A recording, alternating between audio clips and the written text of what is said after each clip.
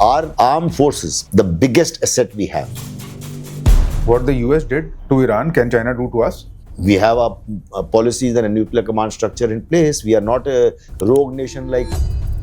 कि अगर nuclear bulb हुआ, कुछ भी वो करते हैं, हर पॉसिबल गेम में, गेम थ्योरी वाली गेम में, we end up losing a city or two, but they are. That's a theory. We have called their nuclear.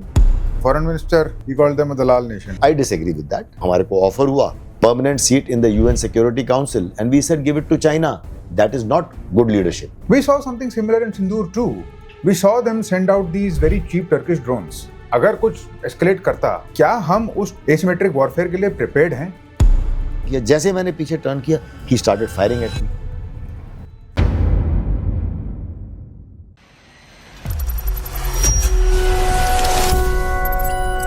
General Dua sir, welcome to the show. It is an honor to have you and to have your brain and your presence to talk about everything that is happening in the world. अब sir आपने अपने career में warfare को evolve होते हुए देखा है. Uri, Balakot, Sindoor, Iran, Israel, from combat hand to hand to now full blown theaters and this entire asymmetric missile warfare. आपको सर इस ट्रेजेक्टरी को कहाँ जाते दिखता है और where do you place India in that evolution? Thank you, Ravi, and Jai Hind, everybody. It's a pleasure to be here. मुझे बहुत खुशी है इधर आपसे आज बात करते हुए, खास तौर पे ऐसा topic, the topic which I think, as we were talking earlier, now everybody is consumed by this topic. चाहे एक चाय की दुकान हो या एक बार में डिस्कशन हो या एक सेमिनार चल रहा हो थिंक टैंक में, so हम लोग इसी की चर्चा कर रहे हैं सब लोग, because the whole world is affected. War is mainstream now, sir. War is absolutely mainstream. मतलब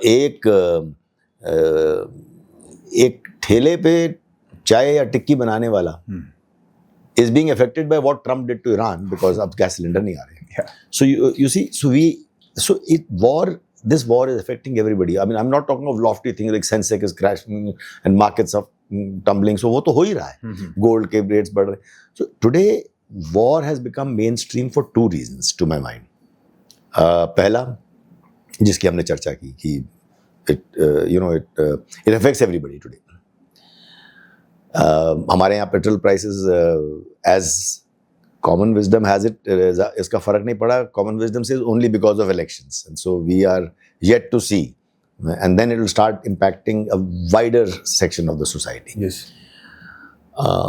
The other reason I think war is mainstream is that you see, Kargil war was the first, what should I call it, the televised war, or the war that we saw from our drawing rooms.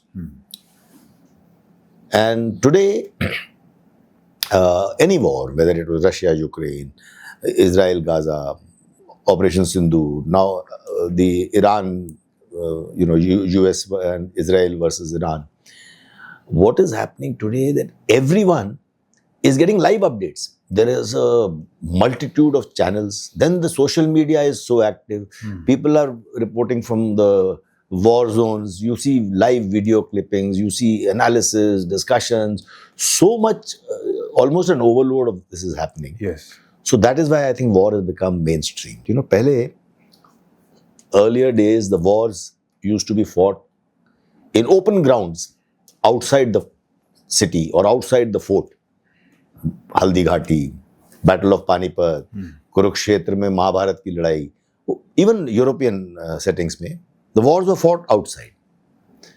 Why? They were fought outside by the armies because wars, so that the common citizenry is not harmed.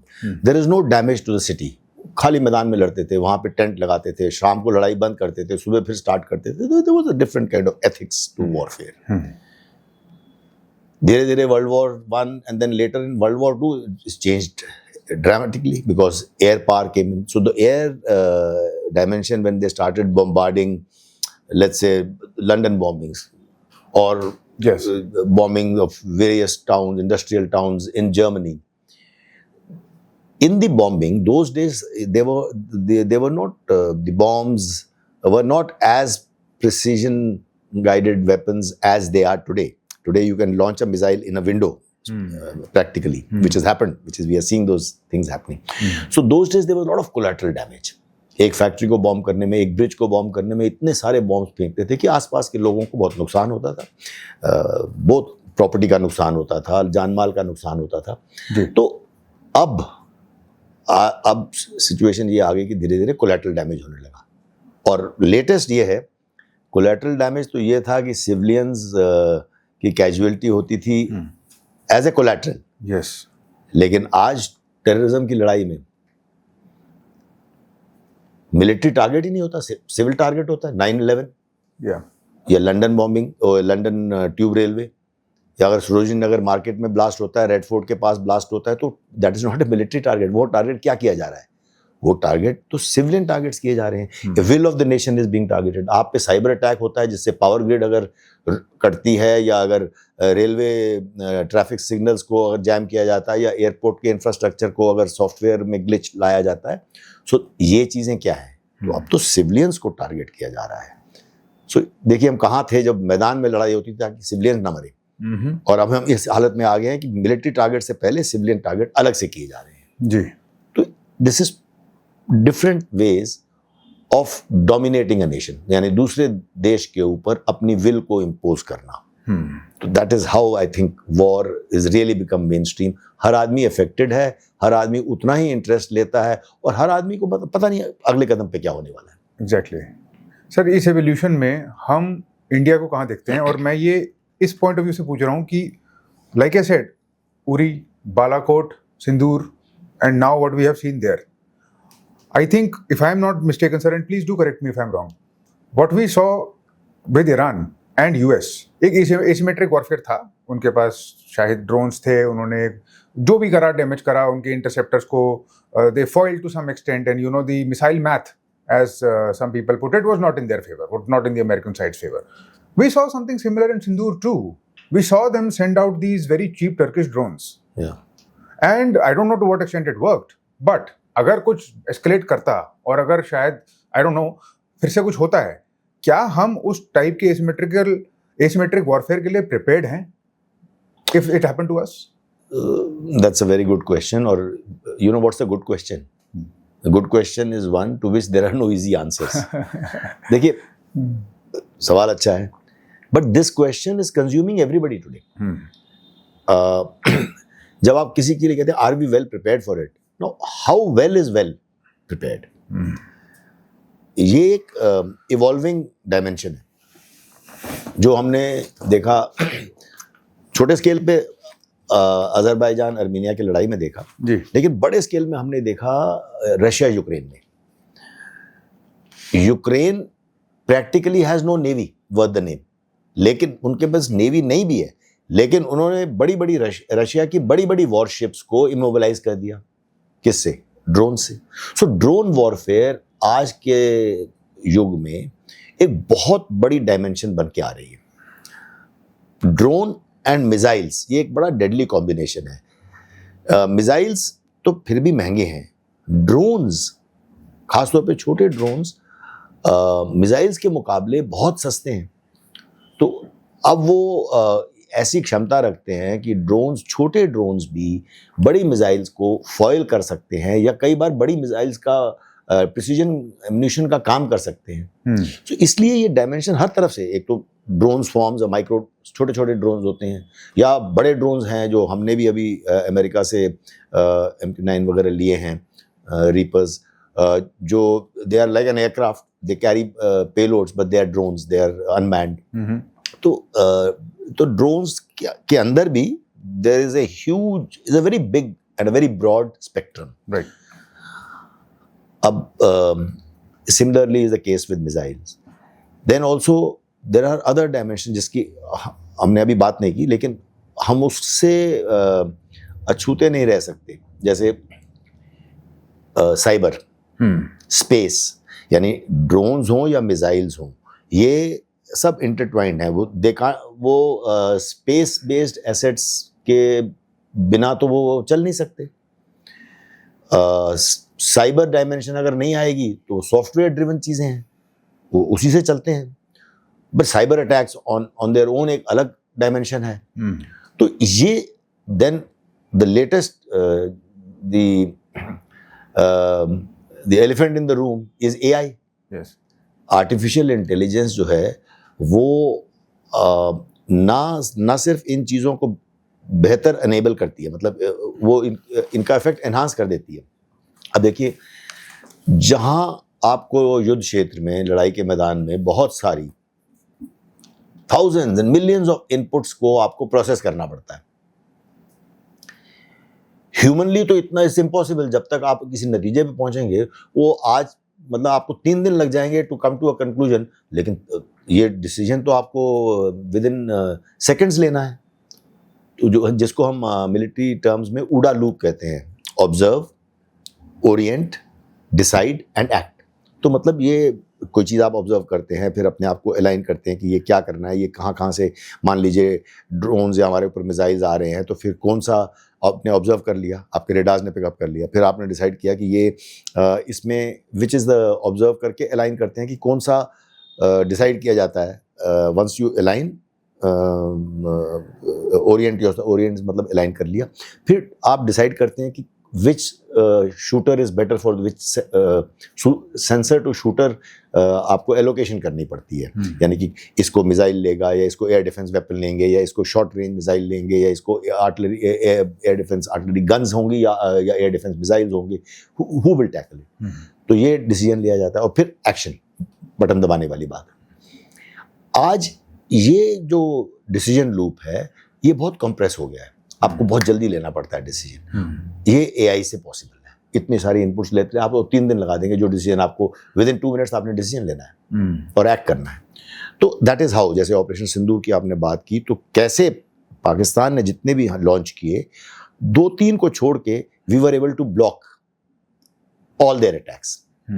हमारा integration, हमारे जो legacy systems हैं, L-70 जैसे बहुत पुराने 50-60 साल पुराने gun systems हैं, और प्लस लेटेस्ट जो S-400 है रशियन सिस्टम्स, और रफेल फाइटर्स, यूरोपियन सिस्टम, तो ये सब को हम इंटीग्रेट कर पाए. प्लस अपने ओन पृथ्वी, आकाश, हम लोग आकाश तीर रेडार सिस्टम, ये सब को हम इंटीग्रेट कर पाए. That was, I will be very frank Ravi, मैं खुद आई वाज अ स्केप्टिक. मैं कहता था ये हमने इतने अलग अलग टाइप के सिस्टम्स ले लिए, हम इनको इंटीग्रेट नहीं कर पाएंगे.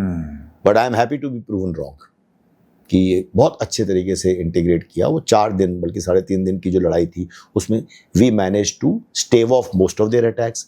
और हमारे अटैक्स कितने इफेक्टिव थे वो तो सबने देखा, क्योंकि हमने क्लियरली वो दिखाया कि ये देखो, ये एयरफील्ड है और ये एयरबेस है. ऑल दोज 11 एयर बेसिस, कैसे हमने अटैक किया, बिफोर एंड आफ्टर वाली जो फोटोज हमने पूरी दुनिया के सामने रखी हैं, there is no doubt left. So this is the way we are talking about. But your question is, how well prepared are we now for the future? मेरी समझ से this is going to be always a running game, क्योंकि आप you are always running to catch up. Technology बढ़ती जाएगी, नए missiles आएंगे, उनकी नई एबिलिटीज़ होंगी, ड्रोन्स नए आएंगे, ड्रोन्स की एबिलिटीज़ बेटर होंगी, तो हमें भी वो करना है. हम लोग कई चीज़ें हम लोग इंपोर्ट कर रहे हैं. हमारे को अपनी इंपोर्ट डिपेंडेंस रोकने की ज़रूरत है. कल ही एक statement in a different context, I think economic times का कोई अवार्ड सेरेमनी थी कल या परसों की, कल के न्यूज़ में मैंने पढ़ा, जिसमें हमारी फाइनेंस मिनिस्टर निर्मला सीतारामन भी थी, and she made a statement to say कि आजकल की जिस तरीके से इकोनॉमिक अप्स एंड डाउन्स चल रहे हैं और टैरिफ वाली जो चीज़ें चल रही हैं, तो उसमें हमारे देश में there are 2 things which we have to tap. One is our domestic consumption, and second, मैं इस पे ज़्यादा जोर देना चाहता हूँ, the huge potential we have for import substitution. हमें इम्पोर्ट सब्स्टिट्यूशन करने की सख्त ज़रूरत है. यानी कि हम जितनी चीज़ें इंपोर्ट करते हैं, हमें वो चीज़ें अपने आप बनानी शुरू करनी चाहिए. अब ड्रोन्स में, इसीलिए मैंने इसकी बात की थी कि जो हम ड्रोन्स बना रहे हैं, उसमें हमारी बहुत काफ़ी अच्छी प्रोग्रेस है। बहुत सारे स्टार्टअप्स आ रहे हैं, बहुत सारे जॉइंट वेंचर्स भी हैं इजराइल के साथ, दूसरे देशों के साथ, तो वो तो कर ही रहे हैं। लेकिन बहुत सारे स्टार्टअप्स भी हैं जो बहुत अच्छे प्रोडक्ट्स ला रहे हैं सामने। हमारे गवर्नमेंट की अच्छी स्कीम्स भी हैं, जैसे आईडेक्स है, innovation for defence excellence, Baba Mehar Singh scheme air force की है, और ऐसी कई और चीज़ें, TDF है, टेक्नोलॉजी डेवलपमेंट फंड। पर मेरे समझ से ये थोड़ा कम है। हम गवर्नमेंट वाली स्पीड पे चल रहे हैं, मतलब एक हिंदी में बोलते हैं ना, सरकारी स्पीड से चल रहे हैं। आई थिंक ऐसे नहीं चलेगा। हमें ये सब स्कीम्स को इनको स्केल अप करने की ज़रूरत है, इनको फाइनेंस करने की ज़रूरत है। सर, आपकी परमिशन से मैं थोड़ा सा प्रिपेयर्डनेस पे आना चाहता हूँ, जिसके मुझे दो पहलू दिखते हैं। एक, हम उस साइड पे होते हैं जिस साइड पे ईरान था, which is a nightmare for me, but I can't get rid of it in my head. Can China do what the US did to Iran? Can China do to us? I feel that as a huge problem. अगर उन्होंने decide कर लिया, अभी तो वो बहुत चुपचाप बैठे हैं, बट हमारी पावर एसिमेट्री में बहुत फर्क है. If yes, are we prepared for that? That's one. Of course, Pakistan cannot go head to head, so there will be asymmetric warfare, of course, from them. Are we prepared for that? Like the US was not prepared for it, and they received it from Iran. So there are these two sides to preparedness, where we might have to actually inflict asymmetric warfare on somebody more powerful than us, on an adversary more powerful, and defend against asymmetric warfare from somebody who's not as powerful. That puts us in a very precarious situation, in my opinion.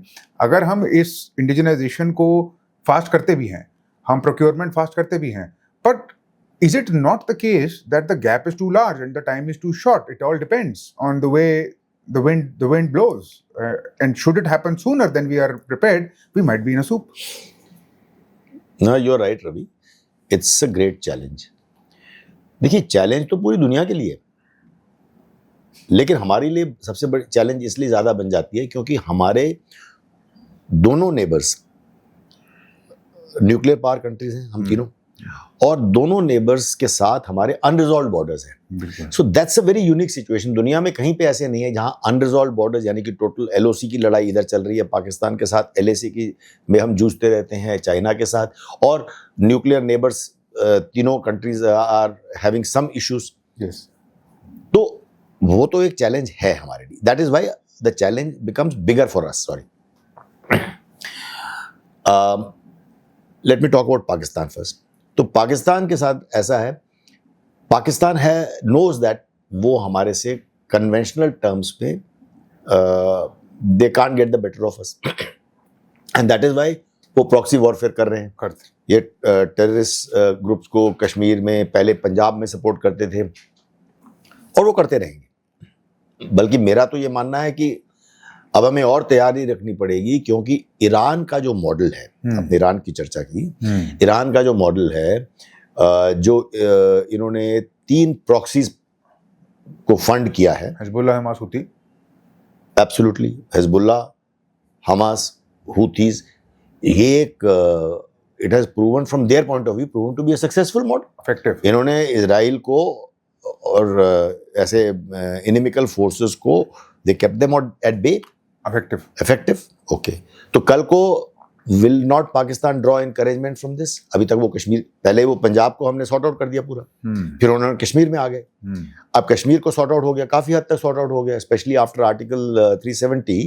हम लोग पिछले 5-6 साल में जिस तरीके से खुशहाली देख रहे हैं, जिस तरीके से younger generation is now started seeing the fruits of investment and peace dividend आ रहा है, तभी उनको पहलगाम करना पड़ा. क्योंकि वो तो देख रहे थे कि भाई अब कश्मीरी यूथ चल पड़ेगा प्रोग्रेस की तरफ. Right. So that is why they had to do this. So now I am guessing, will they not think कि हमारे आसपास वो भी अपने प्रॉक्सीज डाल दें? There are so many countries around us which is possible. Bangladesh for one is right. Perfect. Myanmar, Maldives, Nepal. So कहाँ वो लोग कर सकते हैं ना. So that is a possibility that we should prepare. I am saying it's not happened. No.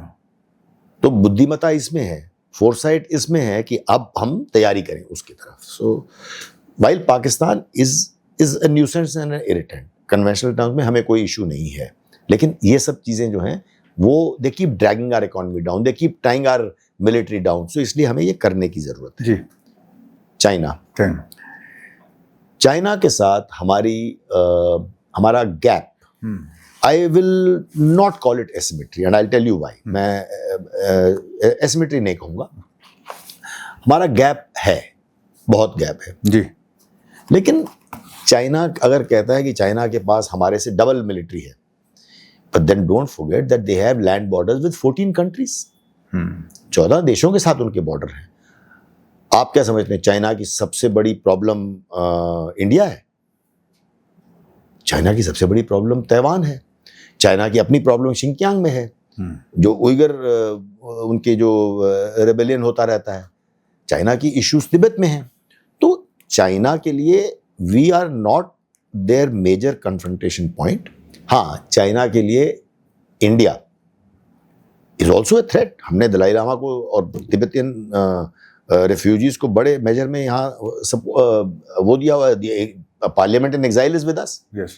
सो मेरा कहने का मतलब ये है कि चाइना के लिए more than any military threat, हमारे इंडिया जो है चाइना के लिए रिप्रेजेंट करता है एक बड़ी इकोनॉमिक थ्रेट मतलब हमारे से बहुत बड़ा है इकोनॉमी में. पर आने वाले समय में अगर किसी से वो कंपटीशन देखते हैं तो इंडिया ही है ना. While they are much bigger economy, but Asia में then we are the only other country which is jostling for space. तो कभी कभी वो मतलब थोड़ा सा हमारे एक लिवरेजेस रखने के लिए ये बॉर्डर इशू उछालते रहेंगे. अरुणाचल में, लद्दाख में, और सेंट्रल सेक्टर में भी एक है, उत्तराखंड में भी. तो ये इन जगहों पे होगा. मैं उनके टेक्नोलॉजी गैप की बात अगर करें तो उनके पास जितनी मिलिट्री फोर्सेस हैं, जो टेक्नोलॉजी है, it is meant for all these problems and all their borders. उसमें हमारा Indian border is a small part. And हमारे यहाँ पे जो एक्टिव एरिया है वो ज़्यादा लद्दाख में है. देन कभी कभार सिक्किम में और अरुणाचल में कुछ ना कुछ फ्लैश पॉइंट्स निकल आते हैं. तो गलवान के बाद हमने अपनी तैयारी कर ली है. We are ready. We have built up our forces. Technology जितनी हो सकती है हमने जो वहाँ पे प्लेटफॉर्म्स लगाए हैं, ये जब रफेल फाइटर्स लिए हैं, तो जो हमारे पास है, let me explain like this, कि चाहे जितनी बड़ी भी फोर्स हो, at a point of application, यानी अगर मान लीजिए आपका फ्रंटेज बहुत छोटा है, अगर आपने एक गली के अंदर लड़ाई करनी है तो आप उतने ही फोर्सेस लगा सकते हैं, आपके पास जितनी बड़ी आर्मी हो. सो टू दैट एक्सटेंट हमारे पास एट पॉइंट ऑफ एप्लीकेशन हमारे पास मैं यूँ कहूँगा कि we are adequately protected. We have a mirror deployment जिसे हम कहते हैं, यानी कि जो जितने फोर्सेस उनके हैं उतने हमारे आफ्टर गलवान हो गए हैं. दूसरा, हमारी आर्मी में एक अच्छा खासा कॉम्बैट एज बहुत अच्छा है. यानी चाइनीज़ आर्मी ने कोई लड़ाई नहीं लड़ी आफ्टर 1979, जो उनके वियतनाम के साथ एक बॉर्डर वॉर हुई थी. इंडिया को देखो, हमारे we are always in combat. ये बड़ी लड़ाइयाँ तो छोड़ दीजिए जो पाकिस्तान के साथ हुई हैं, उसके अलावा ऑपरेशन सिंदूर तो अभी रिसेंट है, बट जो हम टेररिज्म में लड़ रहे हैं, तो हमारी जो फोर्सेस हैं वो we have a combat edge, यानी कि हमारे जो सोल्जर्स हैं वो they are combat hardy. China में कॉन्स्क्रिप्शन है, वो 1 साल 2 साल के सोल्जर्स भी हैं उनकी. तो वेरेज हमारे soldiers are very professional soldiers. तो so we do have certain advantages to overcome जो टेक्नोलॉजी गैप है. Sir, my nightmare persists. Okay. And I imagine a bad scenario in my head. They take out our leadership, like the US did to Iran. And the whole thing is now well documented. I mean, decapitate. The decapitation works also to some extent. But Iran had 20 years of preparation. Yes. The IRGC was molded. They were radicalized. They were decentralized. They knew what to do. Yes. And they continue to do it. We, on the other hand, I don't know to what extent whether I don't. Like I said, sir nightmare है, hypothetical है, सिर्फ conjecture है. बिल्कुल मैं exaggerate नहीं करना चाहता, पर मुझे डर लगता है इसके बारे में, क्योंकि मुझे ये लगता है कि फर्स्ट स्ट्राइक कैपेबिलिटी, किल कैपेबिलिटी तो उनकी हमारे से सुपीरियर ही होगी, जिस लेवल की उनके पास टेक्नोलॉजी है. क्या ये गलत है सर सोचना? जब आप कहते हैं ना किल कैपेबिलिटी, मतलब यू आर इमेजिनिंग जैसे अमेरिकन स्ट्राइक्स हुई थी ईरान पे, कि आप वैसी ही स्ट्राइक वो हमारे न्यू दिल्ली पे कर सकते हैं. आई एम नॉट श्योर कि चाइना की इतनी कैपेबिलिटी है आज की तारीख में. आप क्या समझते हैं कि ये सिर्फ अमेरिका के या इजराइल को मिला के, इन दोनों के सिर्फ प्रिसीजन गाइडेड मिसाइल्स और वेपन सिस्टम्स थे जिससे ये इन्होंने डिकैपिटेट किया? How do you decapitate a leader और लीडरशिप? पहले इंटेलिजेंस पूरी. जी, तो इंटेलिजेंस ईरान में कैसे गेन हुई? They had infiltrated, पता नहीं कब से. Mossad had been infiltrated. Mossad. हाँ, Mossad. Not so much America. No. Mossad. उसमें ह्यूमन इंटेलिजेंस थे. Human intelligence. Proper infiltration. Iran is a very infiltrated country. True. I'm sorry, I'm using the wrong way of putting it. Infiltrated मतलब Iran में Mossad की infiltration काफ़ी अच्छी है बहुत सालों से. तो अगर ईरान बहुत सालों से तैयारी कर रहा था, तो इजराइल भी बहुत सालों से तैयारी कर रहा था, because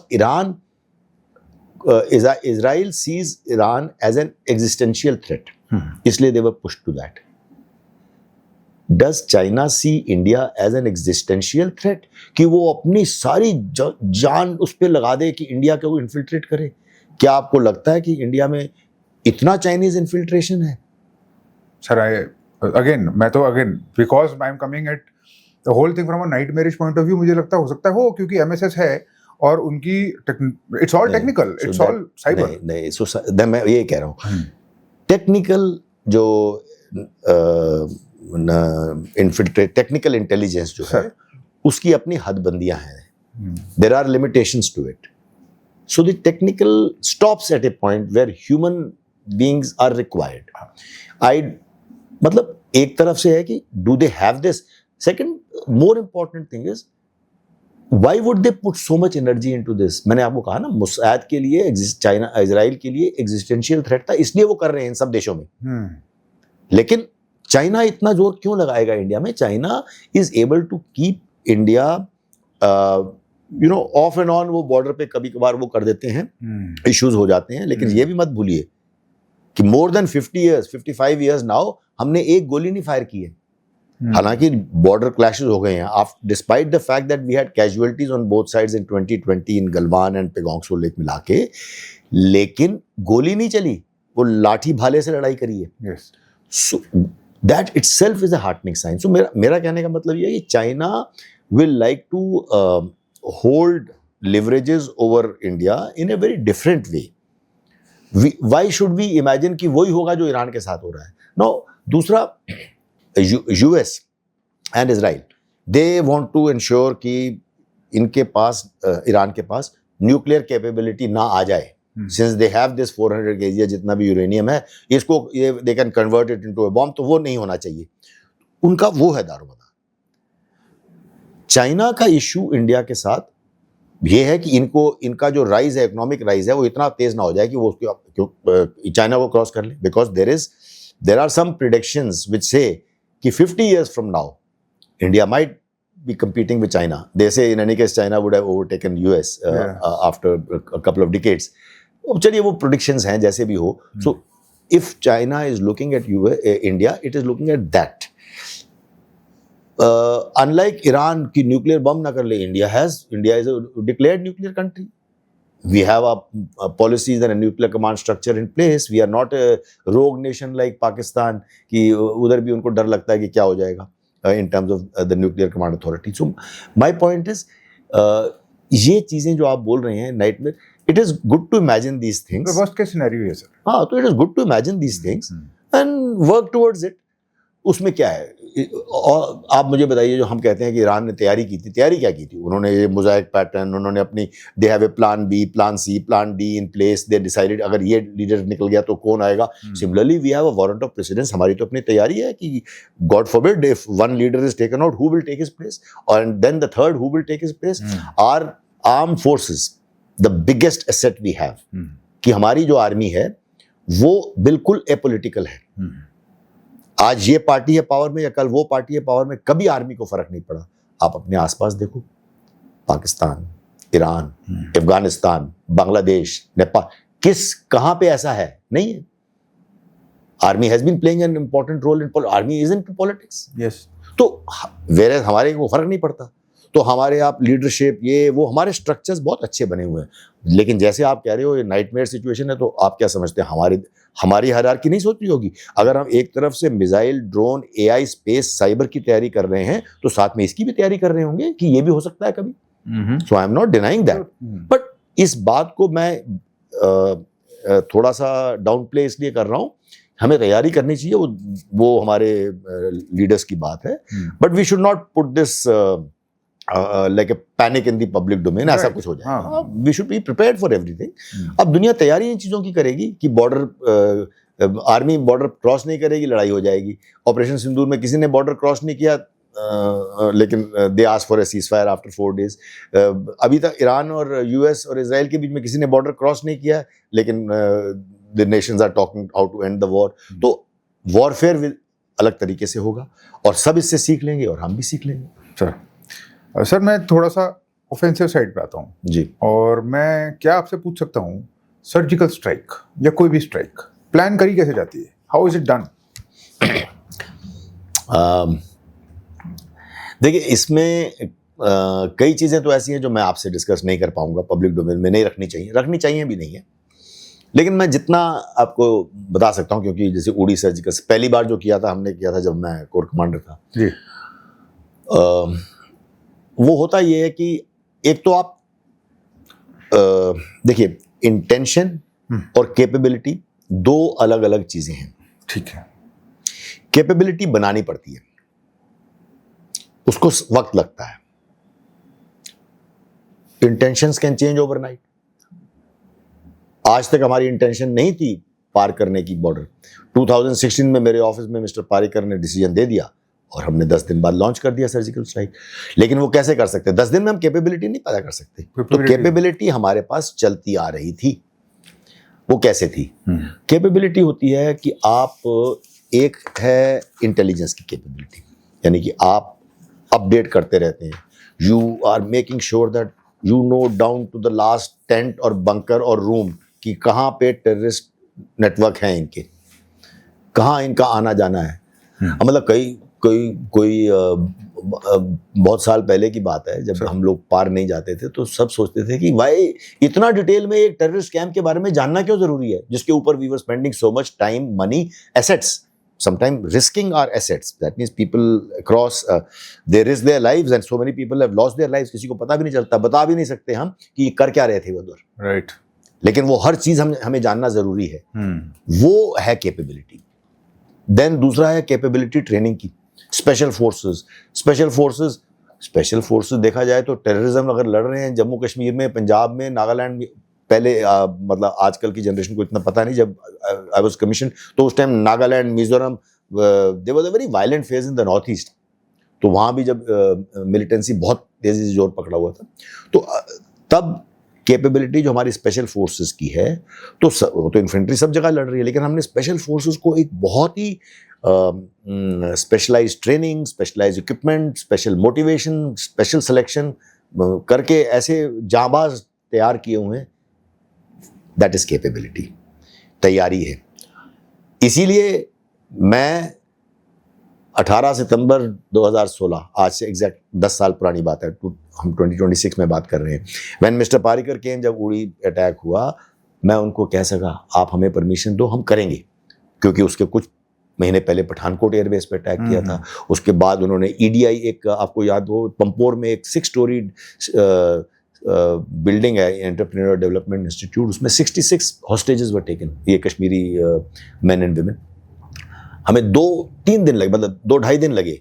over 2 nights that operation चला, वी लॉस्ट 3 ब्रेवार्ड्स एंड हमने उनको टेररिस्ट को मारा, और लेकिन सारे 66 हॉस्टेजेस ठीक से निकाले।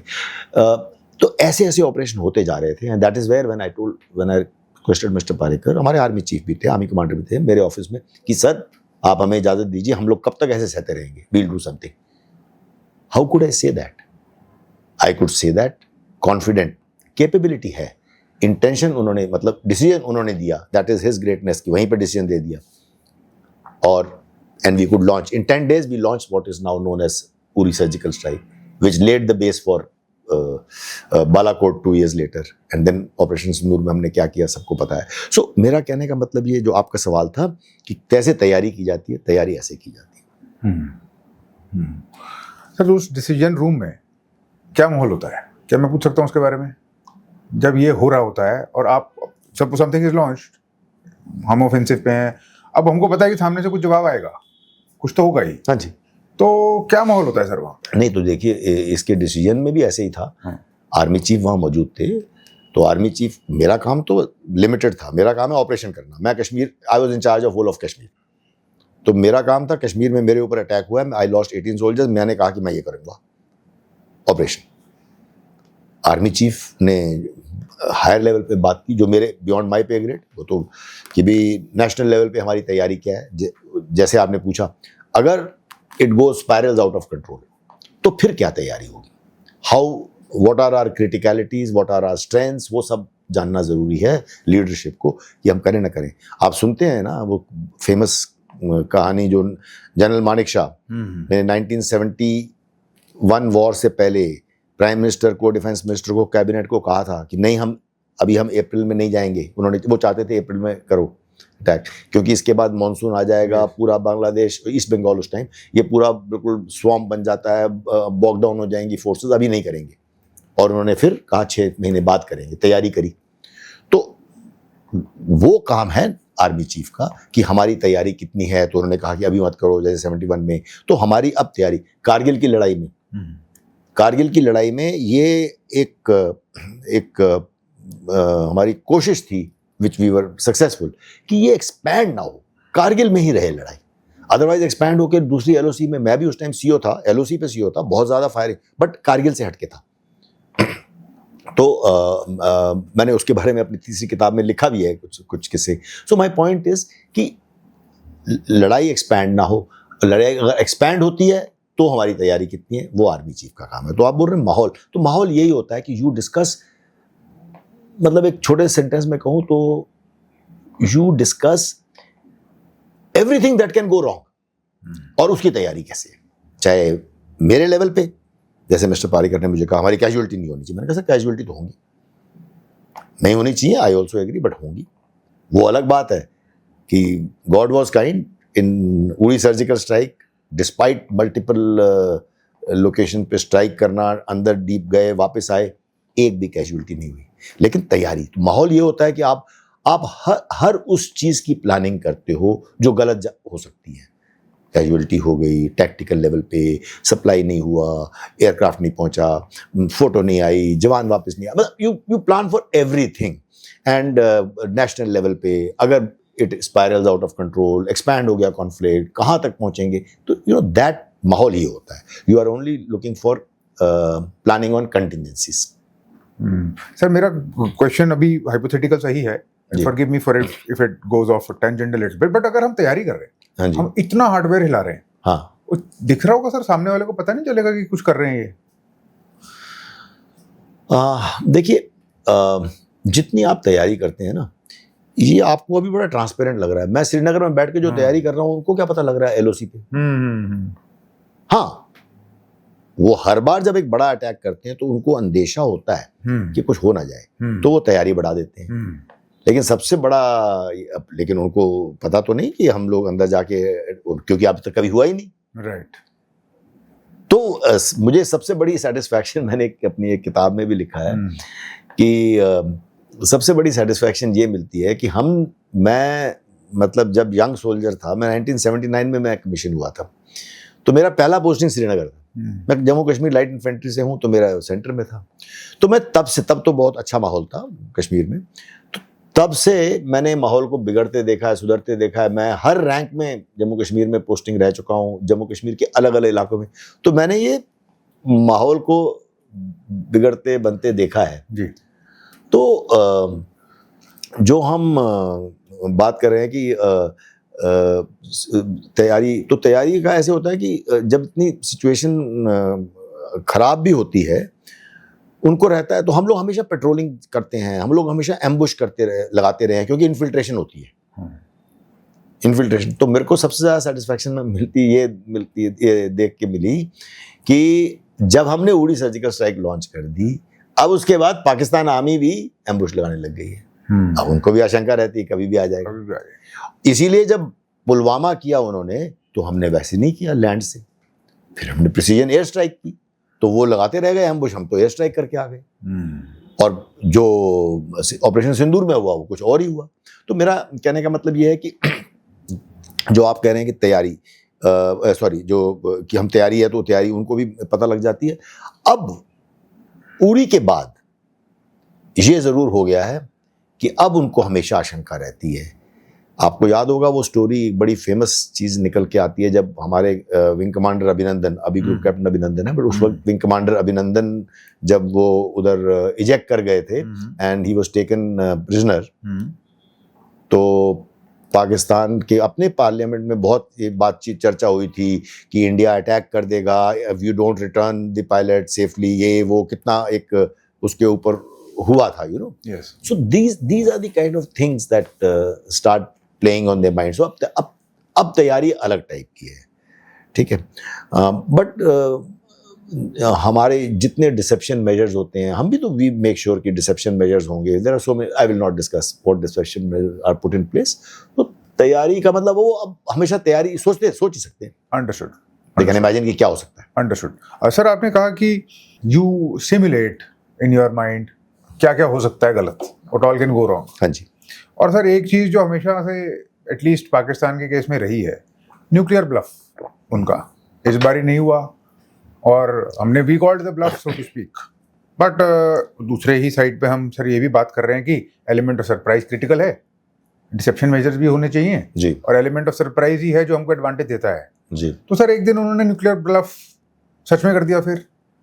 Is that something I know, and I know it's very naive, admittedly, the question.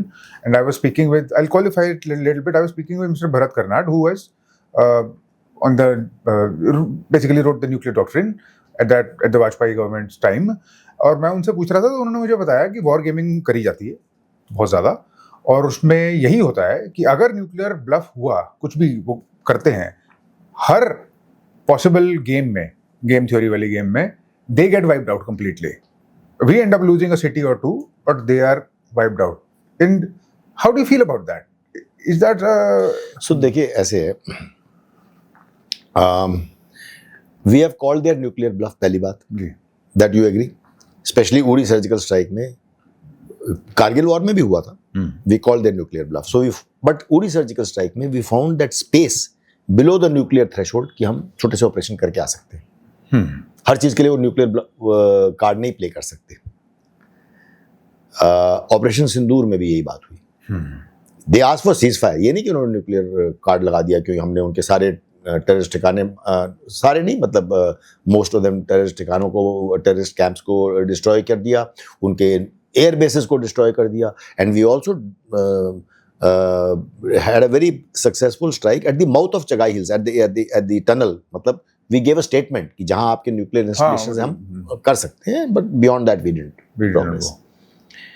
तो they have not played the, मतलब यानी कि न्यूक्लियर वो यूज नहीं किया जैसे आपने कहा। आई will not comment on what game theory पे जो मिस्टर भरत कर्नाड ने कहा। देखिए, ही इज ए स्ट्रेटेजिस्ट है सर, स्ट्रेटेजिस्ट जो भी हो, मतलब he is not a practitioner ना, मतलब वो उनको लड़ना नहीं है, लड़ना हमें है। Okay, he can write books, he can write good articles, he is a hawk, मतलब वो अपनी, वो एक अलग चीज़ है। तो I will not comment on that. My point is हमें prosecute करनी है लड़ाई। Okay, game theories, we will lose one city, they will do this, वो एक अलग बात है। That's a theory, ठीक है। Tell me today, how is Pakistan economically poised? not well at all. Not well क्या मतलब, वो तो हर जगह पे उनको every month they have to borrow to pay their interest. अभी वो सऊदी अरेबिया में फोर्सेस भेजे तो उनसे $3 बिलियन मिल रहे हैं, हर चीज के लिए वो मोनेटाइज कर रहे हैं वो, ठीक है। अगर वो जरा सा भी न्यूक्लियर कार्ड दिखाते हैं, do you think they will get anything? पूरी दुनिया उनके खिलाफ हो जाएगी। पाकिस्तान के लिए तो एग्जिस्टेंशियली ये बहुत जरूरी है कि कुछ न्यूक्लियर बात ना करें, otherwise world will stop giving them aid. And Pakistan's military has made it now they have decided to weaponize their military strength. Monetize their military strength. Mercenary force बन गया। एक किस्म से यही है ना, सऊदी अरेबिया को दिया, अभी बहरीन से बात कर रहे हैं, तो मतलब they are doing such things. Business हो गया। हाँ, मतलब एक प्रोफेशनल मिलिट्री है, उनकी आर्मी है, मैं ये नहीं कहूँगा, they are just like Indian army, it's a strong professional army, लेकिन अब वो उसमें आर्मी से बिजनेसेस करा रहे हैं अपने देश में। It is the biggest business empire in Pakistan is that of the Pakistan military, so we know that. अब वो दूसरे देशों से भी कर रहे हैं। With this as reality, they know that they can't get their economy on rails, their politicians are weak, the most popular leader is in jail, so politicians are weak, कोई इकोनॉमी नहीं होने वाला, इससे ही पैसे लाएंगे, हम काम चलाते रहेंगे। And that's now they are playing the game of a mediator in between. तो ठीक है, वो इन चीज़ों से अपने आप को मोनेटाइज कर रहे हैं, and they will get some aid from US also. But अगर कहीं न्यूक्लियर बातें शुरू कर दी, they will not get any aid from any country. ठीक है, so I don't think this is happening. And the rest for that, India has lot of strategic depth. India is a very big country. जो आपने game theory की बात की, हम उसकी बात ना करें तो अच्छा है, वरना मतलब वो that is a given. Right. Sir, mediator पे एक बारी मैं आना चाहता था आपका ओपिनियन जानने के लिए। जी। बहुत लोग बोलते हैं कि पाकिस्तान ने बाजी मार ली, they seem to have played the upper hand very nicely, very smartly, right, very nicely poised in the middle of both parties, और दोनों पार्टीज को उसने बिठा दिया और सेंटर स्टेज पे वो आ गए। जी। As such economically they are nowhere in the picture, but right now they are in the room. जब यहाँ पे सब दुनिया की सबसे इंपॉर्टेंट बातचीत चल रही है, उसी रूम में वो हैं। President Trump is talking about travelling to Islamabad. It's a big deal. It is. How do we feel about that? But let me put it in correct perspective. देखिए, ऐसे है, अगर USA ने 2-3 बार ट्राई किया, प्रेसिडेंट ट्रम्प ने, Russia और Ukraine की लड़ाई रुकवा देता। ट्राई किया ना, they had a meeting in Alaska also with President Putin went there. Yes. और जेलेंस्की के साथ उसने खुद 2 या 3 बार मीटिंग की है प्रेसिडेंट ने, and he wanted a Nobel peace prize कि मैं लड़ाई रुकवा दूंगा। वो हुआ नहीं, वो भी नहीं कर पाए। But US has a lot of influence and power. US is supplying everything to Ukraine, so many weapons, platforms. आपको I don't know whether you will recall or your viewers will recall कि हुआ क्या था कि जब Russia ने Ukraine में 2022 में जब लॉन्च किया था attack, within 1 or 2 days they took out all their satellite communications. Military was blind. अच्छा, ओके। कम्युनिकेशन नहीं होता था। वो तो फिर टेस्ला इसने स्टारलिंक दे दिया, इन्होंने स्टारलिंक दिया। सो यूएसए की उस पे चल रहा है। USA is giving them all the intelligence inputs, जिसके इतनी अच्छी इंटेलिजेंस इनपुट दी है कि इन्होंने जाके ड्रोन स्ट्राइक लॉन्च करके deep inside Russia they destroyed there, they had a very successful strike ना। तो यूएसए दे रहा, तो यूएसए हैज द पावर। वो जो अगर मीडिएटर बनते ना, वो कोशिश कर रहे थे, तो वो मीडिएटर कहलाता है, because they have the influence, they have the power to get, even वो नहीं करवा पाए, रशिया को नहीं मनवा पाए। Sir, is it now coming to Pakistan? Sir. Pakistan, is it a mediator of that kind? No. The difference is, Pakistan जो है वो इनका is a natural geographical and ethnic choice for this. वो इसलिए कि पाकिस्तान का 900 किलोमीटर लंबा बॉर्डर है ईरान के साथ। पाकिस्तान एक ऐसा, बहुत कम देश हैं जो ईरान से बातचीत करते हैं, या जिनसे ईरान बातचीत करता है, पाकिस्तान उनमें से एक है। आप जानते होंगे कि ईरान में सबसे ज्यादा शिया पॉपुलेशन है दुनिया में, नंबर 2 शिया पॉपुलेशन पाकिस्तान में है।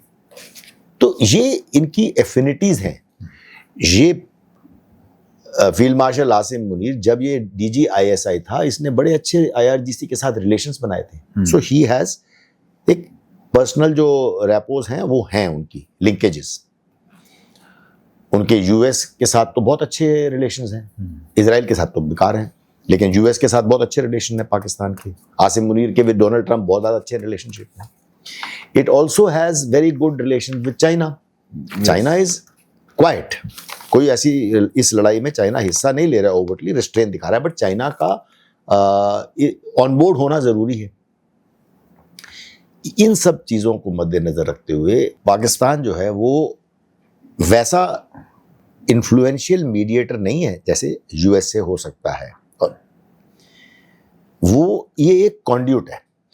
ईरान का मैसेज अमेरिका तक पहुंचा सकता है, अमेरिका का मैसेज ईरान तक पहुंचा सकता है, एक कॉमन टेबल दे सकता है बातचीत करने के लिए, बट खुद में इन्फ्लुएंस करने की क्षमता नहीं. तो इसलिए मैं ये कहूँगा कि आपने कहा ना कि क्या इंडिया बाजी मार गया, तो किससे बाजी मार गया? इंडिया से नहीं.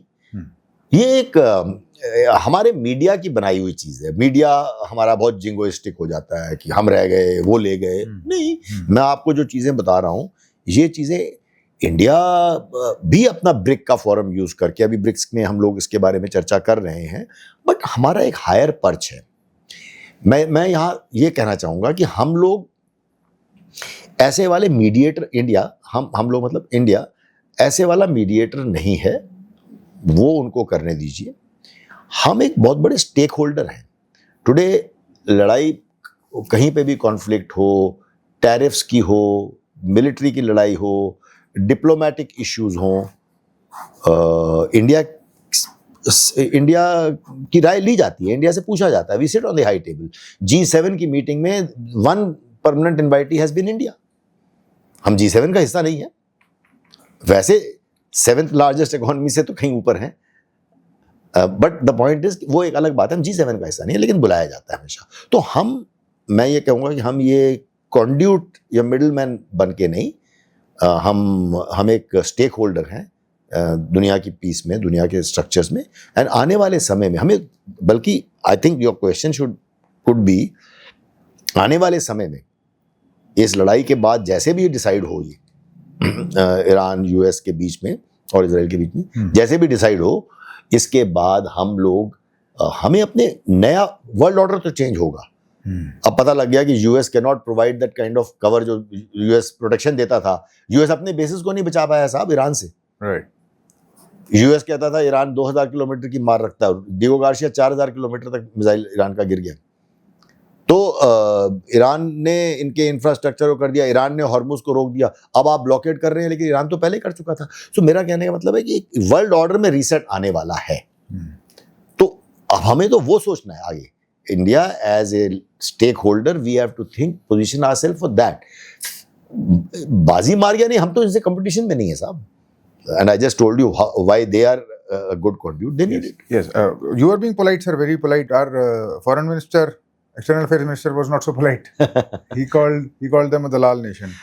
मैं ये भी again I disagree with that very frankly, because बहुत सारे मीडिया में भी बड़े बड़े वर्ड्स यूज करते हैं कि ये why are we trying to be churlish.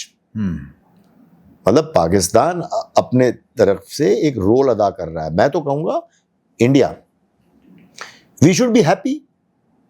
कोई भी तरीका, कोई भी देश अगर समझौता कराता है, हमारे लिए बहुत अच्छा है. सबसे बड़े स्टेक्स इंडिया के हैं. हमारे मतलब जो 90 मिलियन डायस्पोरा है मिडिल ईस्ट में, हमारी रेमिटेंसेस आर 40-50 बिलियन डॉलर्स. सबसे ज्यादा हमारी स्टेक्स हैं, हमारी एनर्जी वहां से आती है. तो हमारे को तो खुश होना चाहिए, कोई भी कराए, हमें क्या फर्क पड़ता है. और ये गलत है हमारा. आई थिंक एक इंडिया पाकिस्तान का एक आपस में चाहे क्रिकेट मैच हो या लड़ाई, मतलब हम कुछ उनके लिए अपशब्द कहेंगे, हम कभी ठीक से बात नहीं करेंगे. मैं पर्सनली इससे सहमत नहीं हूँ. मैं सोचता हूँ कि हम बहुत बड़े देश हैं, हमें थोड़ा ऊपर उठना चाहिए. ठीक है सर, ऊपर उठने से बात आती है. एक तो ये वर्ल्ड ऑर्डर चेंज होगा जी, और ये कैसे चेंज होगा, और इसमें जो भी और ऊपर जाएगा, अब नंबर 1, नंबर 2, नंबर 3 की लिस्ट थोड़ी सी रिशफल हो जाएगी जी। उसमें हम कहूँगे हमको किसके साथ अलाइन करना चाहिए, ये मेरा एक फॉलोअप क्वेश्चन है, क्योंकि of course now things are little different और यूएस एम्बिवेलेंट सा है, एम्बिगुअस है इंडिया को लेके, है भी नहीं भी है, ज़्यादा राइज हमारी नहीं चाहता है, पाकिस्तान को सपोर्ट भी करता है, दोस्ती भी करनी है, ट्रेड भी चाहिए, एयरबेस भी चाहिए, सब कुछ चाहिए, काउंटर बैलेंस भी करना है चाइना को, but how do they balance all that, and how for how long do we play their card versus to how long do we play the card of the silent adversary which is China, what do we do now?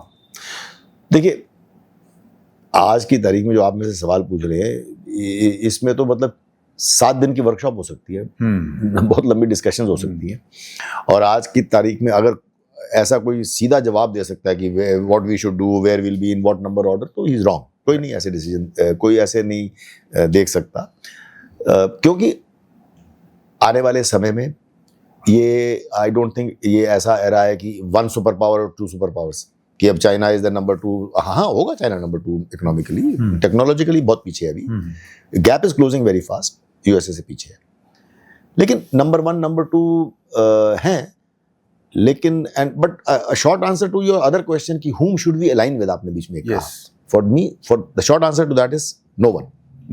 India has never aligned itself with anybody.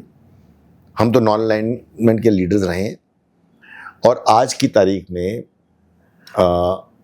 बीच में US कहता है आप US के correction Russia के साथ, पहले USSR और Russia के साथ में अलाइन कर लिया, हमने कभी अलाइन नहीं किया, क्योंकि हमने जब हमारी जहाँ ज़रूरत थी हमने अपने नेशनल इंटरेस्ट को ऊपर रख के अपनी चीज़ें की हैं।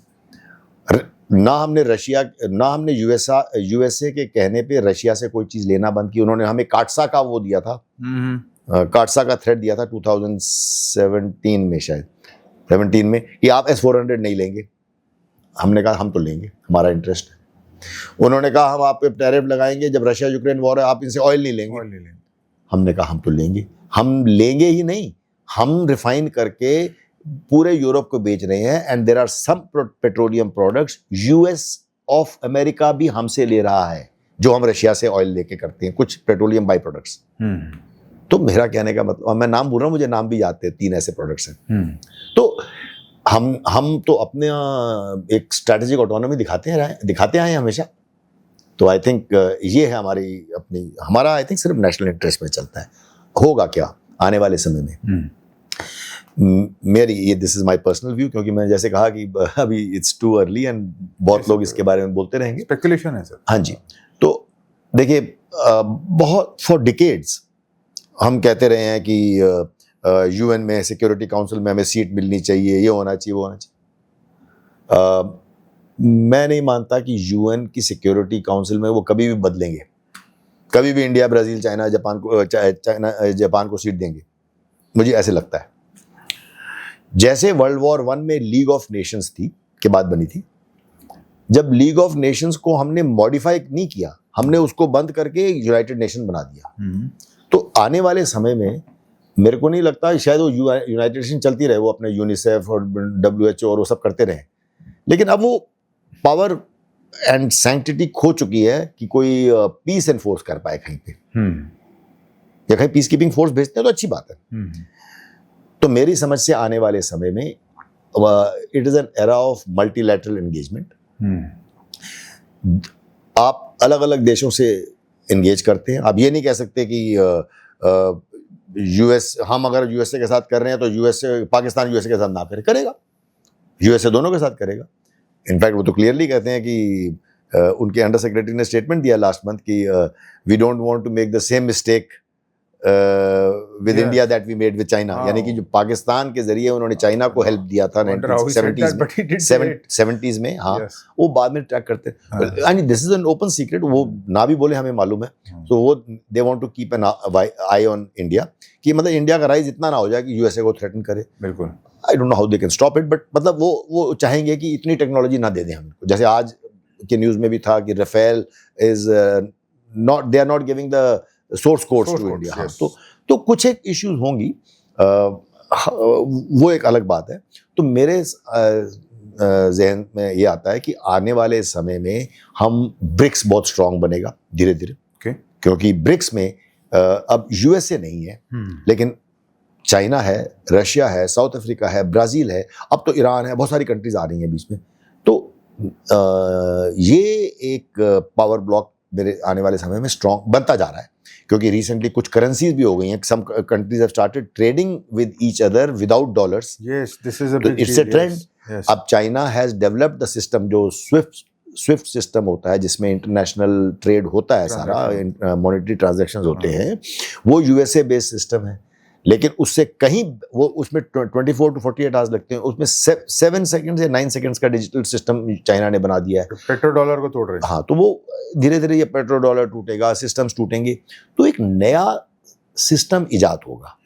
That system will have multiple stakeholders and they will evolve. It will not be in a meeting, जैसे पहले इन्होंने मीटिंग में डिसाइड किया ये 5 हम जो न्यूक्लियर पावर्स हैं हम परमानेंट 5 होंगे, हमारे पास वीटो पावर होगी सिक्योरिटी काउंसिल में, हम और सिक्योरिटी काउंसिल में मेंबर नहीं लेंगे।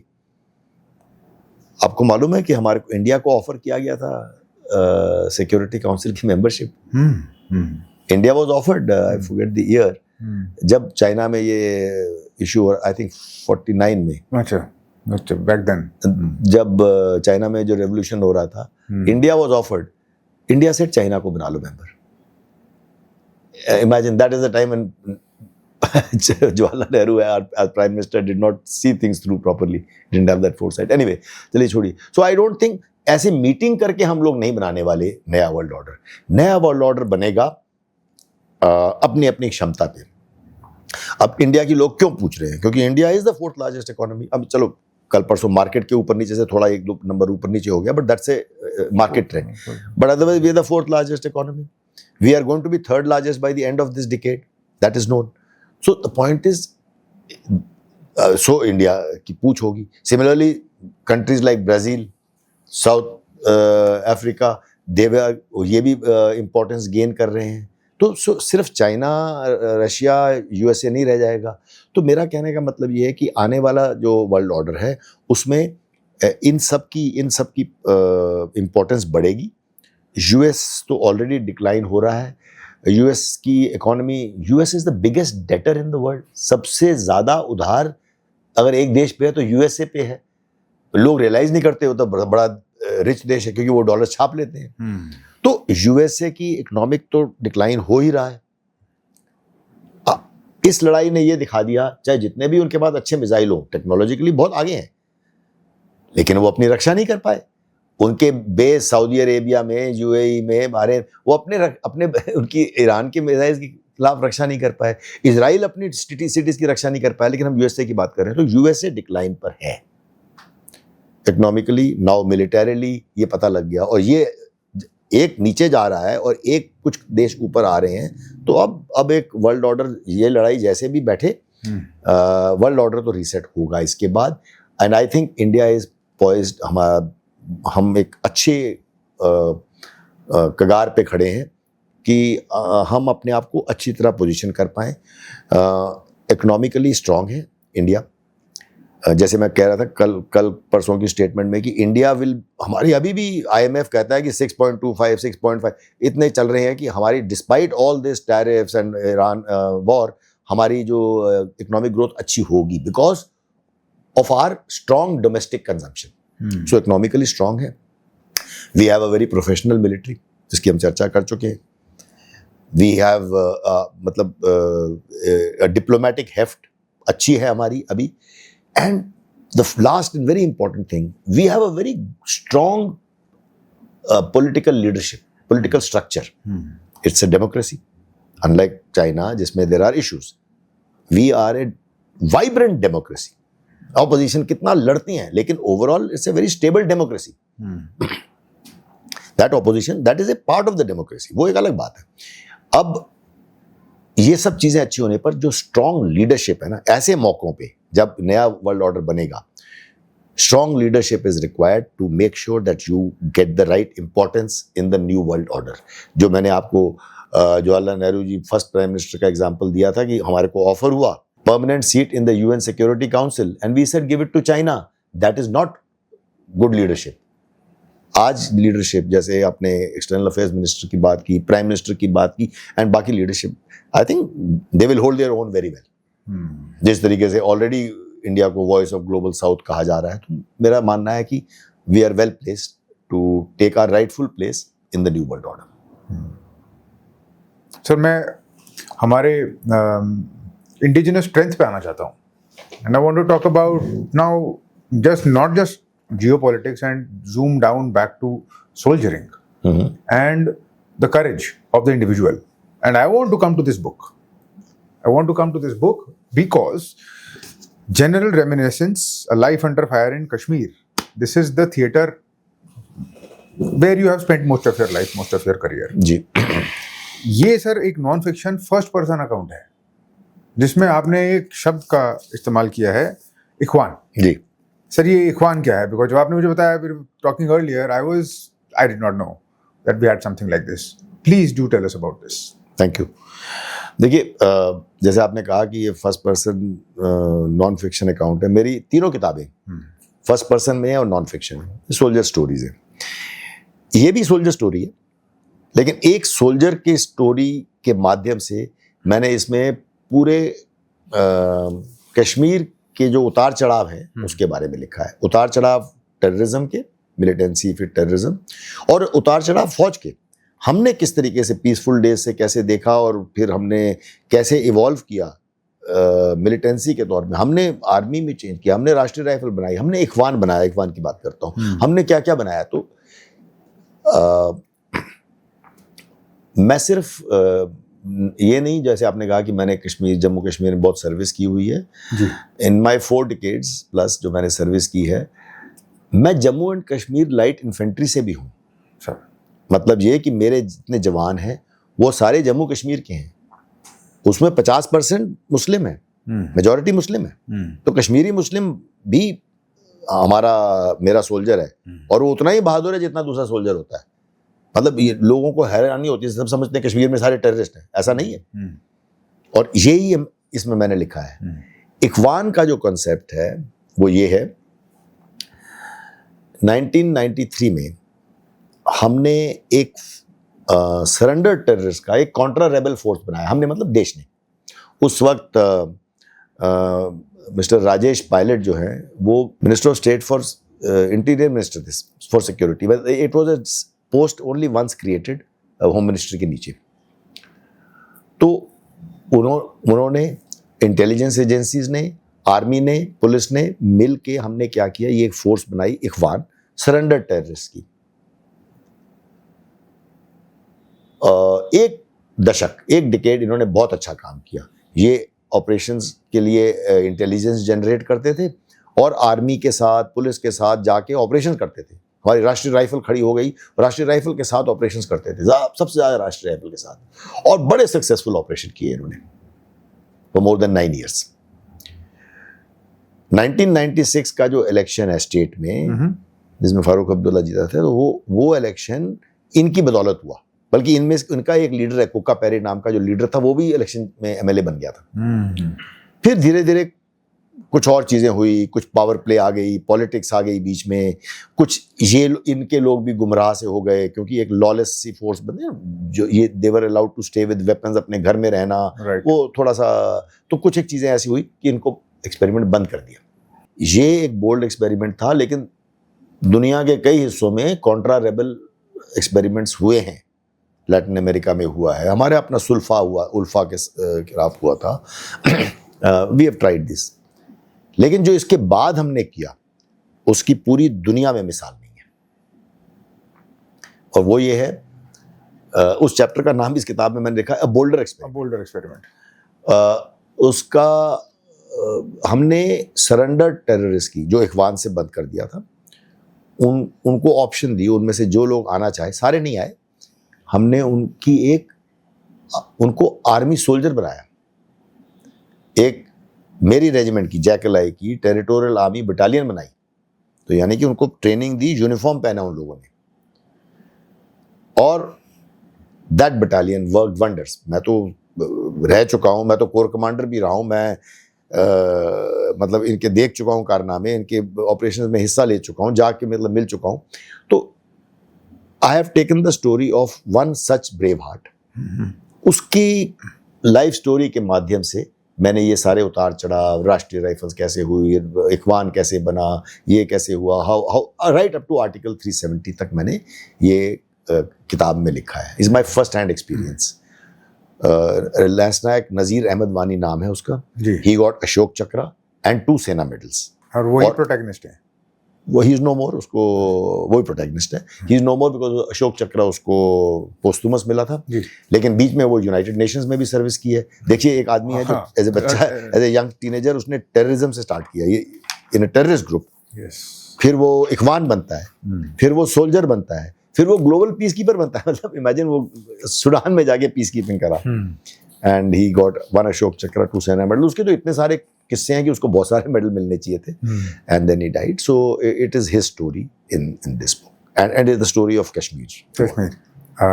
सर एक और स्टोरी जो मैं आप ही से सुनना चाहता हूँ, क्योंकि आपसे अच्छा कोई हो नहीं सकता उसको बताने के लिए। जी sorry. India's brave heart, the story of India's most decorated soldier, which जब आपने मुझे बताया कि जब आपको उसकी किताब लिखने के लिए कहा गया, तो पब्लिशर डिड नॉट नो कि he was in your own battalion, and then you had combat operations with him. Yes, of course.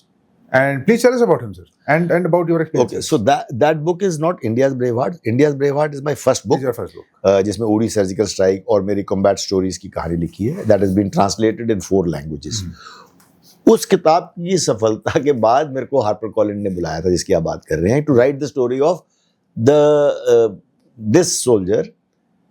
नायब सूबेदार चुन्नी लाल नाम है।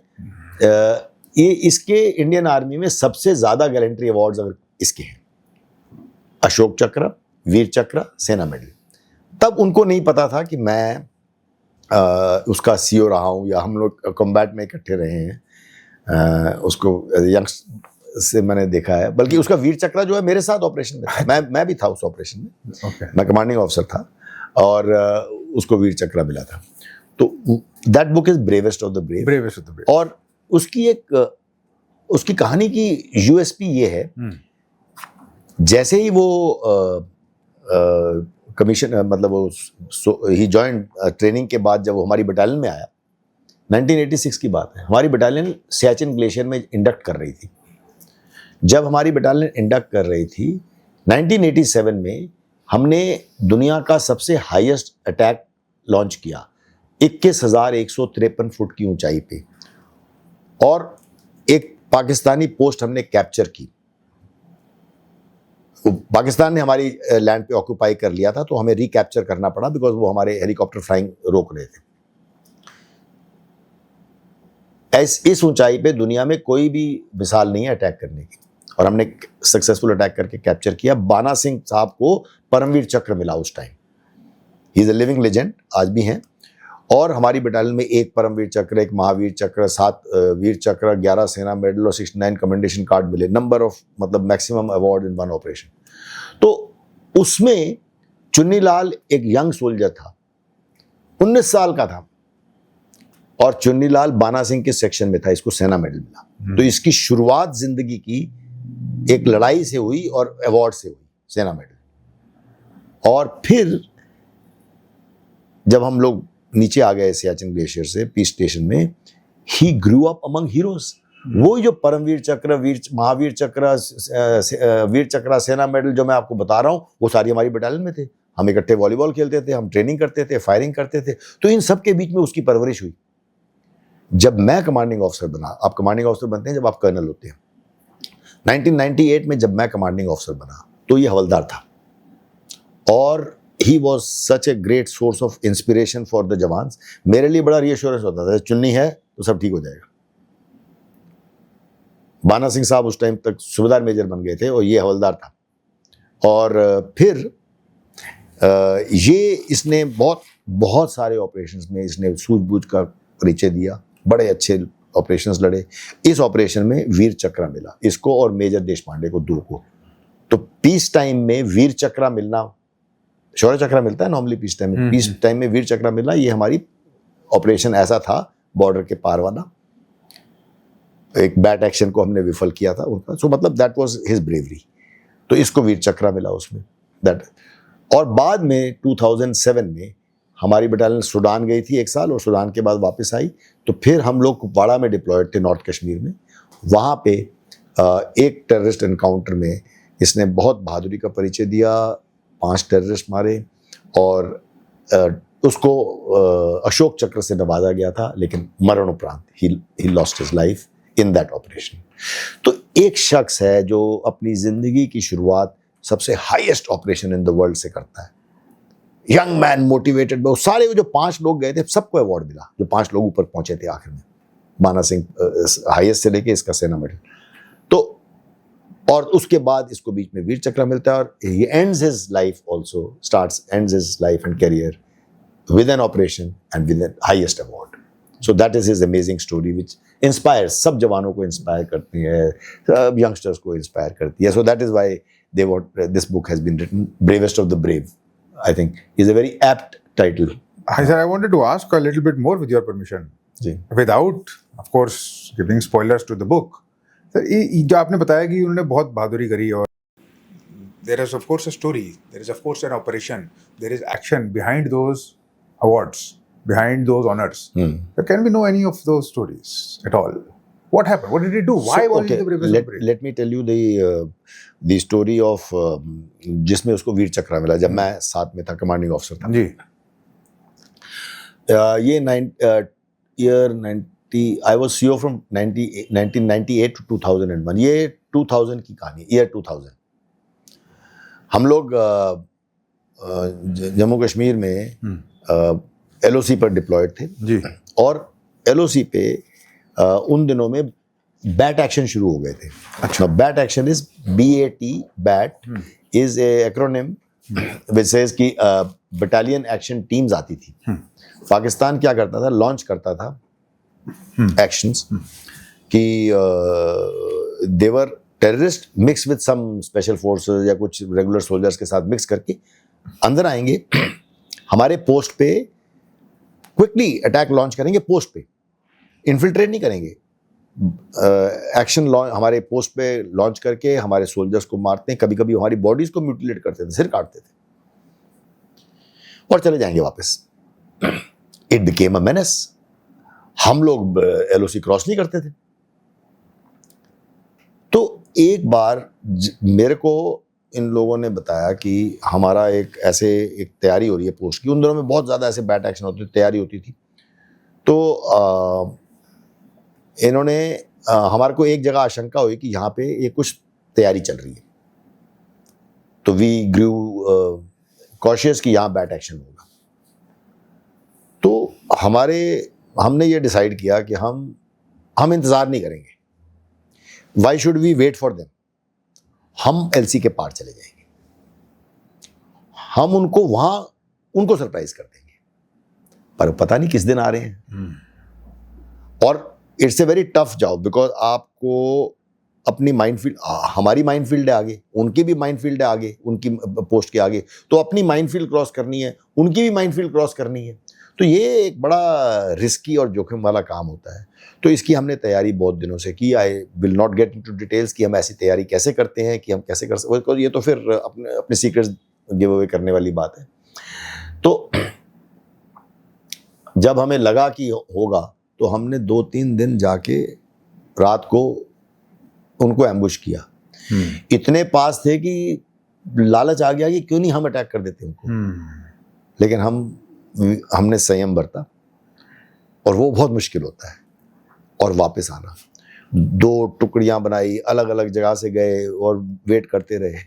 फिर एक दिन जिस दिन वो लोग निकले अटैक करने, हमारे को बैट एक्शन लॉन्च करने, दे नेवर एक्सपेक्टेड, हमने कहा उनको रास्ते में, हम उसको स्पॉइलिंग अटैक बोलते हैं, this is the military terminology. तो हमने उनके ऊपर वहाँ पे लॉन्च किया।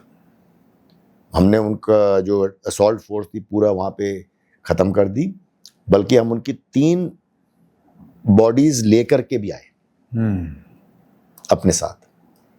उनको प्रॉपर बॉम्बिंग करा के हमने फ्लैग मीटिंग में सुचेतगढ़ जम्मू के पास एक जगह है, वहाँ पे उनको हैंड ओवर की। पाकिस्तान आर्मी ने एक्सेप्ट किया अपनी bodies. So this is the kind of operation which he was instrumental in this operation, and that was a very daring operation. इसलिए शौर्य चक्र ना देके इन दोनों को, एक मेजर देश पांडे और हवलदार चुन्नीलाल, इन दोनों को वीर चक्र से नवाजा गया। अमेजिंग सर, मुझे लगता है कि एक पूरा एपिसोड हमको चाहिए सिर्फ इन स्टोरीज के लिए। ऐसी मेरी दूसरी इंडियाज ब्रेव हार्ट्स में कुछ ज्यादा स्टोरीज है। हाँ, बट आई थिंक वो सर कवर करी हैं आपने टू सम एक्सटेंट। नहीं, that is more about surgical strikes and also my stories when I was a commanding officer. Yes. So it is not only bravery stories, it is also the stories of heartbreaks of, मतलब combat में क्या issues होती हैं, how you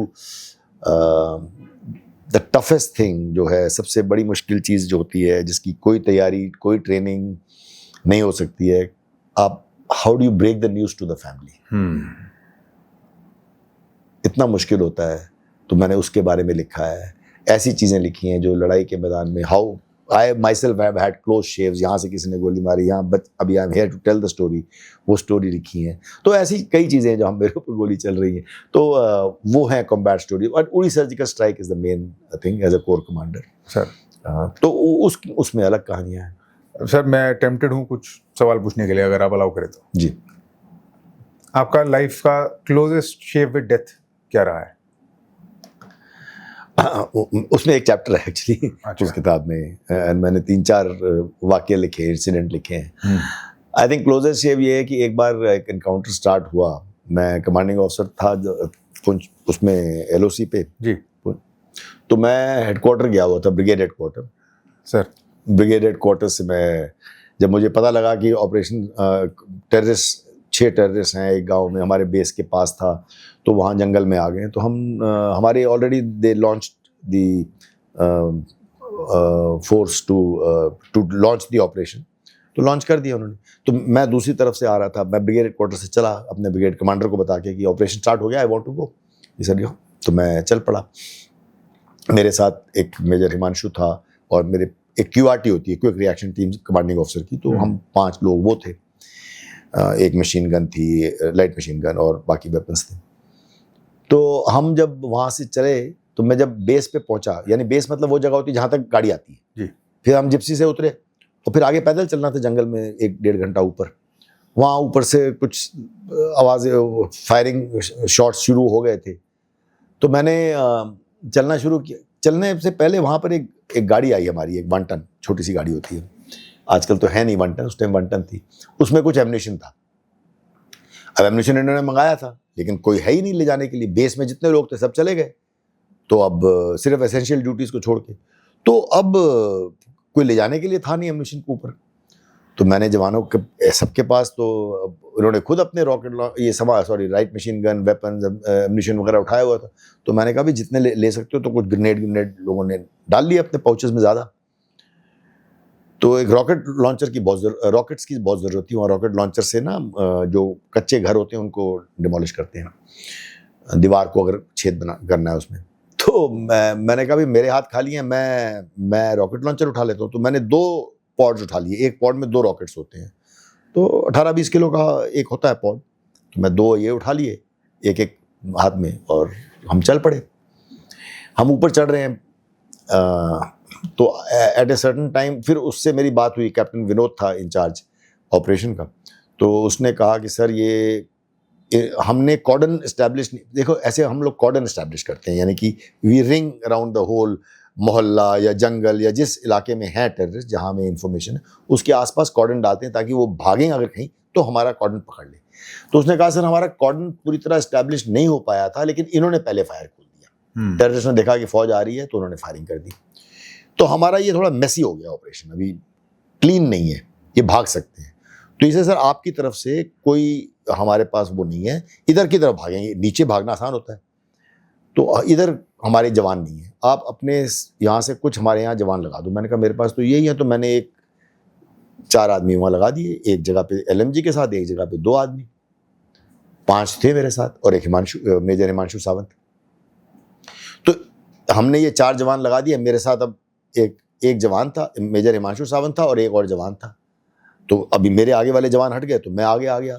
पगडंडी सी होती है, ऊपर चढ़ रहे हैं, कहीं कहीं बीच में खेत भी थे, अभी फसल नहीं थी लेकिन खेत होते हैं ना जो स्टेप्स वाले ऐसे पहाड़ों, स्टेप खेत, फार्मिंग हो गया। तो हम चल रहे थे ऊपर। अभी तो ये खुला इलाका था, यानी कि जंगल ऊपर दिखाई दे रहा था, जंगल में नहीं थे अभी हम लोग। अब हम 3 लोग रह गए, तो ये जवान और हिमांशु ने आगे आने की कोशिश की। मैंने कहा क्यों भाई, मैं चलता हूँ आगे। तो बोले नहीं सर, मतलब वो जैसे जो प्रोटेक्ट नहीं ना, मतलब आगे चले गए। मैंने कहा नहीं नहीं कोई नहीं, मैं आगे चलता हूँ। तो मैं आगे चल रहा था, मेरे पीछे हिमांशु, उसके पीछे वो जवान। और एक जगह पे एक नाला आया, मतलब एक पतली सी स्ट्रीम थी। अब मेरे हाथ में वेट था तो मैं उसको लेके जंप नहीं कर सकता था। तो मैं ऐसे अपनी टांग को स्ट्रेच करके I put my leg on the other side. It was deep. जैसे मैंने उधर टांग की, थोड़ा सा अपने आपको बैलेंस कर रहा था, थोड़ा सा एक टांग उधर एक टांग इधर थी, और मेरे को पीछे से हिमांशु की आवाज़ आई कि ए ऐसे कुछ बोला। मैं पीछे टर्न किया, जैसे मैंने पीछे टर्न किया, he started firing at me. I was surprised, he is firing at me. मेरे से 5-10 गज दूर है और गोली चला रहा है। I was shocked. मैं जंप किया। हुआ क्या था, नीचे एक टेररिस्ट था, उधर से भाग के आ गया था, नाले में था। अब मैंने नहीं देखा ये सब, मैं तो आपको बाद में बता रहा हूँ, इनसे पता लगा तो बता रहा हूँ। और मेरा एक पैर उधर है, एक पैर इधर है, और वो उसने अपना सिर ऊपर किया, राइफल ऊपर की, और मेरे टांग के बीच में से मुझे गोली मार रहा, मतलब ये would have going to fire. Himanshu ने ये देखा तो उसने जो उसके मुंह से निकला और उसने उसके ऊपर फायर कर दिया। मेरी अब मुझे ये सब नहीं मालूम है, ये तो मैं आपको एक्सप्लेन कर रहा हूँ, this is happening in less than 1 second. उसने उसको देखा, उसने आवाज निकाली, मैंने पीछे देखा, उसने फायर किया।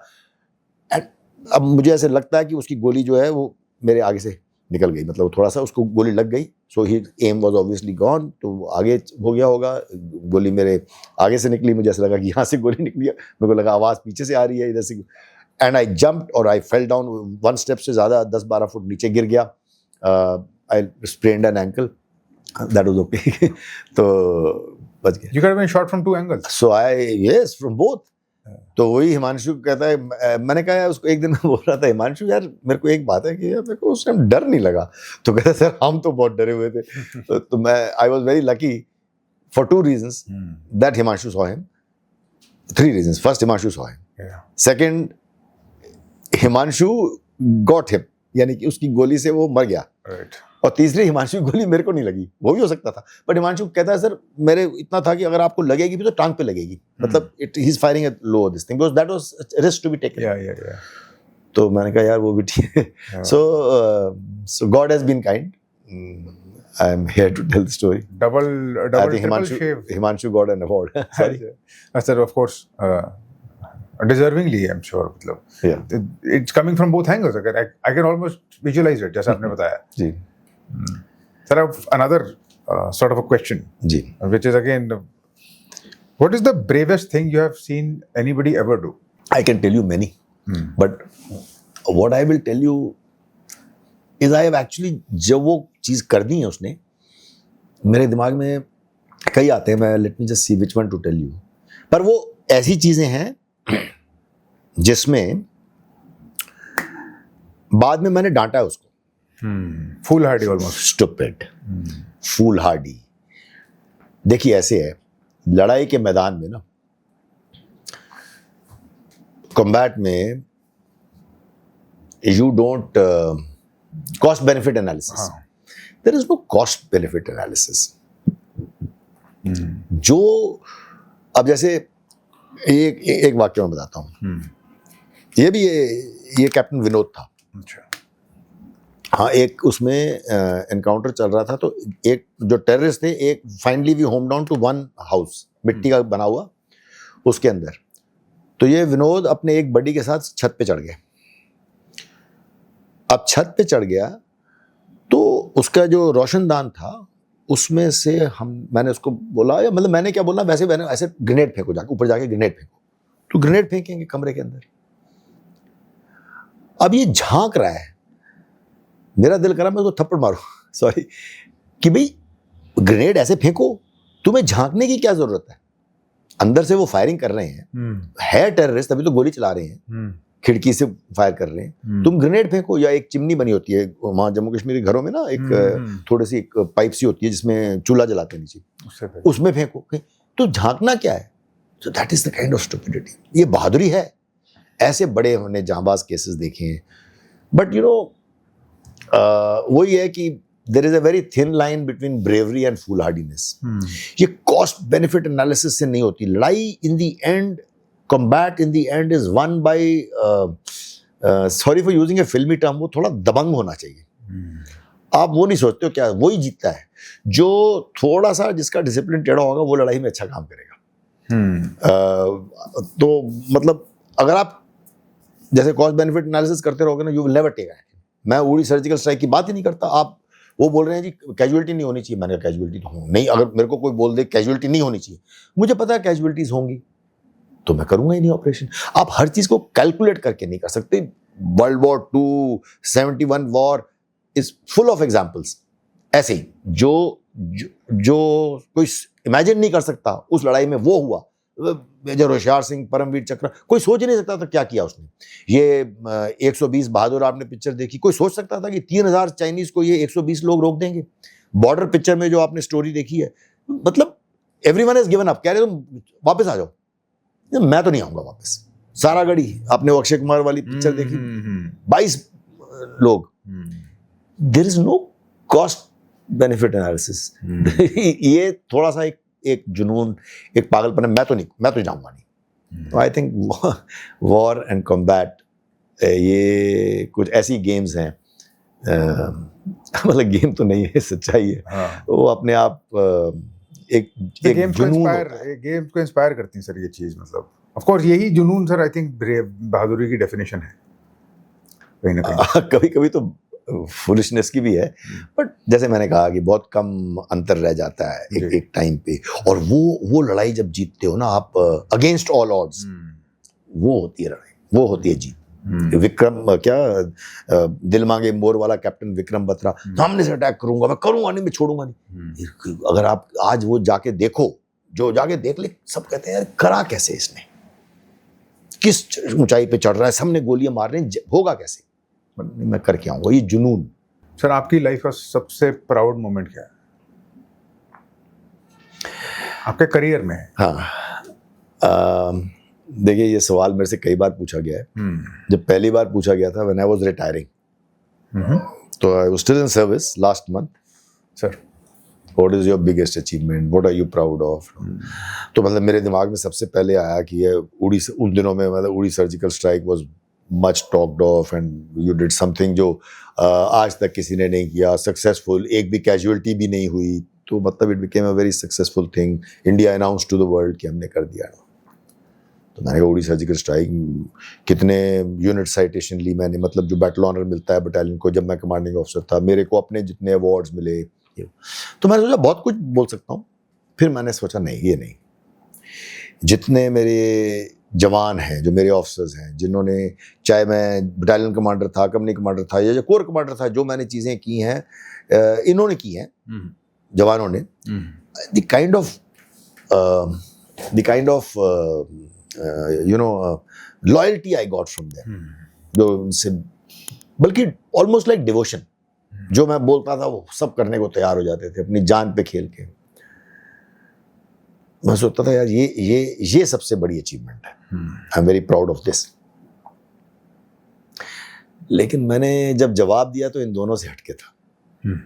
I think the biggest thing that I am proud of, या सबसे अच्छी अपनी अचीवमेंट मैं कहूँगा, इज मैंने 2 विडोज की रीमैरिज कराई, शादी कराई अपनी बटालियन की, एक ऑफिसर की, एक जवान की। अब इससे ज़्यादा सेटिस्फैक्शन मुझे अभी मिलती है। उनमें से जो जवान की शादी कराई थी, उसकी बड़ी बहुत ही दिलचस्प कहानी है। चलो मैं कहानी पूरी नहीं बताऊंगा, लेकिन बेस्ट पार्ट इज कि उसकी एक लड़की थी 2 साल की। जब मैं उसके गांव में गया घर में, और वो 2 साल की बच्ची थी, और उसका बेटा पैदा हुआ 6 महीने बाद, मतलब शी वॉज ऑलरेडी कैरिंग, और 6 महीने बाद उसका बेटा आज मेरी बटालियन में जवान है। और अभी 26 जनवरी में उसने रिपब्लिक डे परेड में हिस्सा लिया।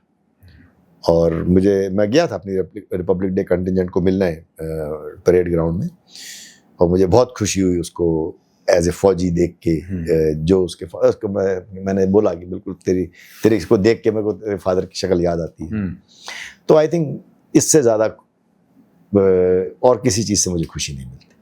आई have been fortunate. Sir, we have been fortunate. There are people like you. Thank you.